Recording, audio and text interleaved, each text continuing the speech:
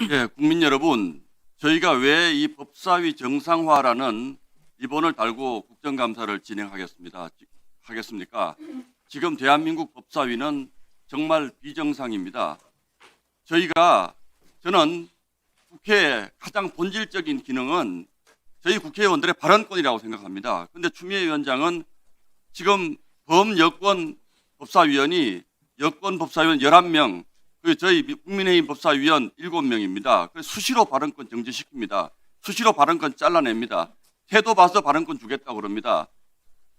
말하는 거 들어보고 우리 입맛에 맞는 발언하면 1분 더 주고 그렇지 않으면 잘라버립니다.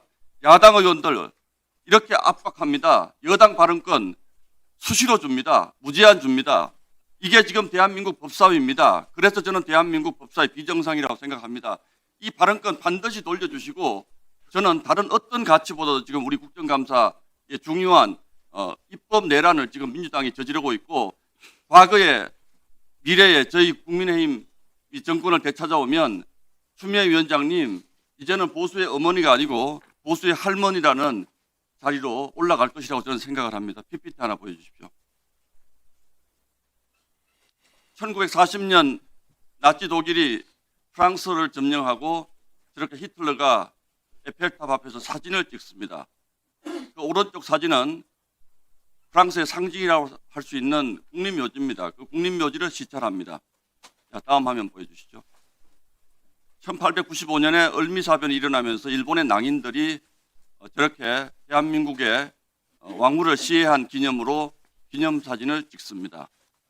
다음 사진 보여주시죠.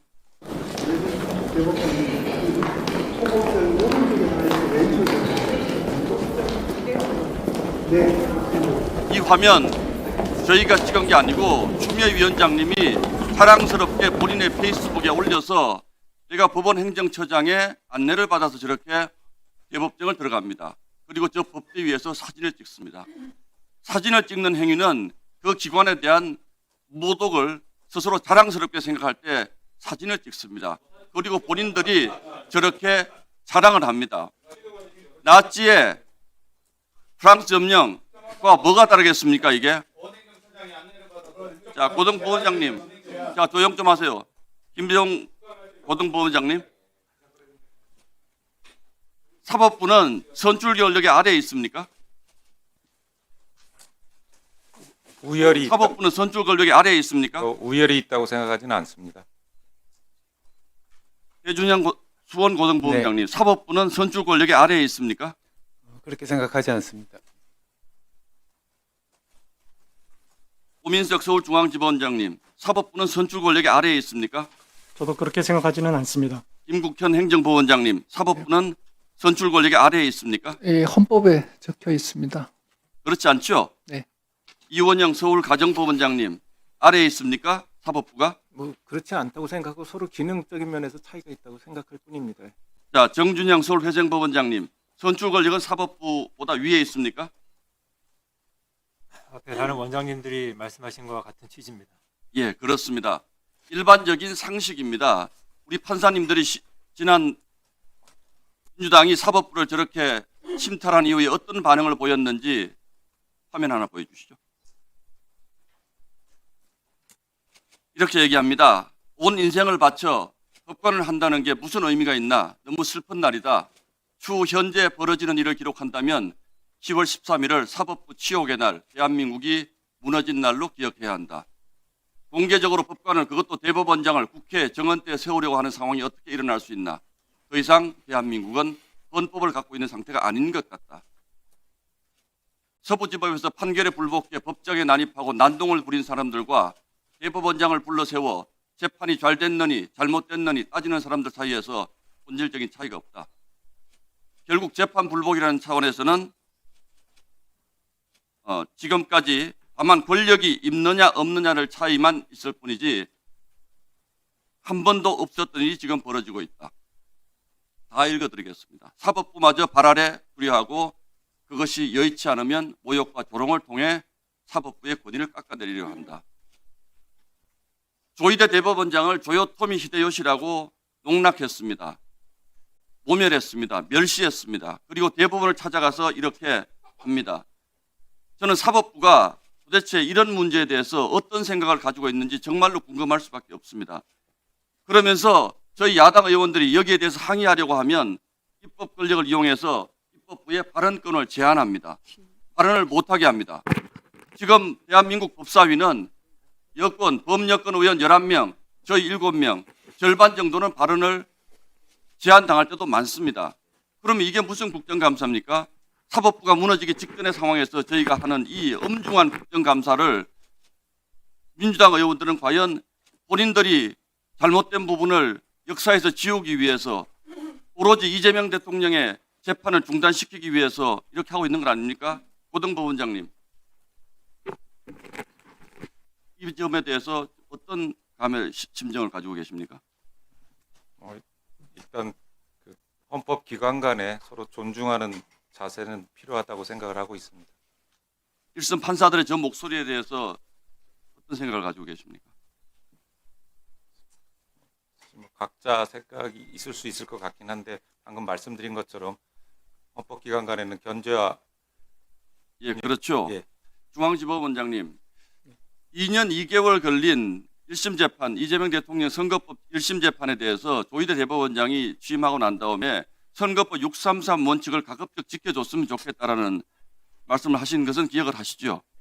예, 그래서 전체적으로 보면 2년 2개월, 4개월, 그 다음에 대법원의 파기환송 이렇게 났기 때문에 그것을 가지고 대법원에서의 파기환송 한 부분만 가지고 딱 떼어내가지고 대한민국 사법부가 엄청나게 정치에 관여한 것처럼 이렇게 사법부를 압박하는 것에 대해서 어떤 심정을 가지고 계십니까? 저는 같은 논리로 보자면 2년 2개월을 끌다가 재판부가 바뀌고 휴가 가고 그렇게 해서 1심 재판부를 무제한 끌어서 이재명 대통령을 결국 대통령으로 만든 그 책임도 사법부에 가볍지 않다고 생각을 하고 있습니다. 어떤 생각을 가지고 계십니까? 그 법원의 재판 절차 진행이나 판결 결과에 대해서 뭐 비판을 하는 것은 당연히 허용돼야 되고 또 법원 입장에서는 그것을 겸허하게 받아들여야 된다고 생각을 합니다. 그렇지만 일반론으로 말씀드리자면은 뭐 법원 판결에 대한 과도한 비난이나 또는 그 어떤 법관에 대한 인신 공격 같은 것은 재판에 영향을 줄 수 있기 때문에 가급적 자제되어야 한다고 생각을 하고 있습니다. 네, 이 선출된 권력 아래에 사법부가 있다 이런 그 오해를 이야기하는 말씀을 하시는데요. 그 말씀이 아니라 국민 주권 아래에 입법, 사법, 행정이 다 있다. 대통령도 바로 국민 주권에 복무한다. 이런 말씀인 것을 이해해 주셨으면 좋겠습니다. 최근에 대통령이 국무회의를 공개합니다. 그것 역시 어떤 그동안 비공개가 존중이 된 영역이지만 대통령마저도 투명하게 어떤 생각에서 그런 정책이 나왔는지를 국민께 알릴 의무가 있고 아마 국무위원들 다 그러하다라는 취지로 국무회의도 공개하는 줄로 이해하고 있는데요. 마찬가지로 이 사법부도 사법 독립은 역시 존중돼야 되는 것이지만 그것 역시 국민의 기본권을 지키기 위해서 국민 주권에 복무하는 사법 독립도 하나의 수단이다. 어떤 특권이 아니다. 이렇게 이해해 주셨으면 좋겠습니다.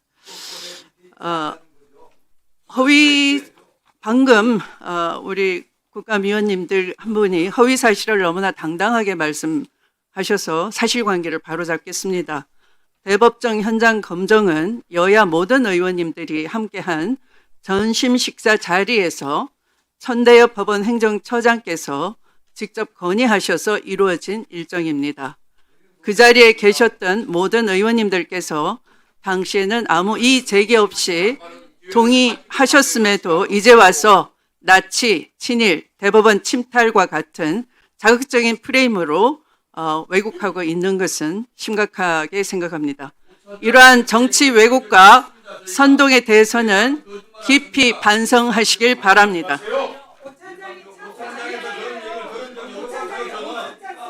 저는 없습니다. 아니 있었습니다. 오찬장에.